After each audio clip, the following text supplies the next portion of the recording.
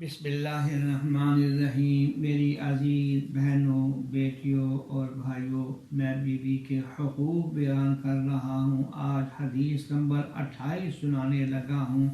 सरकार दो आलम सल्लल्लाहु अलैहि वसल्लम से पूछा गया, या रसूल अल्लाह सल्लल्लाहु अलैहि वसल्लम, औरतों के बीवियों के हम पर क्या हुकूक है? आप सल्लल्लाहु अलैहि वसल्लम ने फरमाया, जब तू खाए तो उसे भी खिला और जब तू पहने तो उसे भी पहना।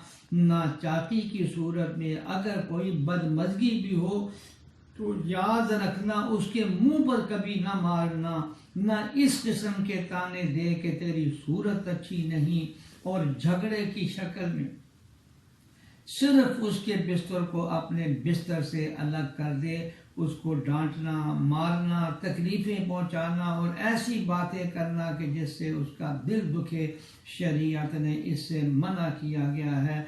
पता दे दिया इस बात का कि मियाँ बीवी में बहुत दफ़ा आपस में इख्तलाफ भी होगा। उस इख्तलाफ और झगड़े के अंदर हुदूद और दायरे में रहे। कोई ऐसी बात ना कही जाए कि जिसमें बीवी के माँ बाप को ताना दिया जाए, उसके बहन भाइयों को ताना दिया जाए।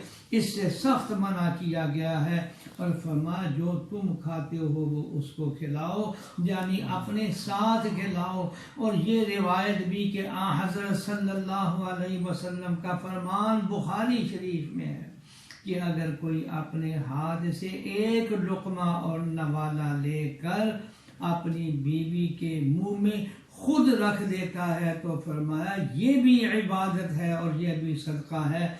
किस कदर हमारी शरीयत मुताहरा ने अपनी बेगमात के हुकूक बयान फरमाए हैं। अल्लाह जल्ल शानहू हमें अमल करने की तौफीक अता फरमाए। आमीन।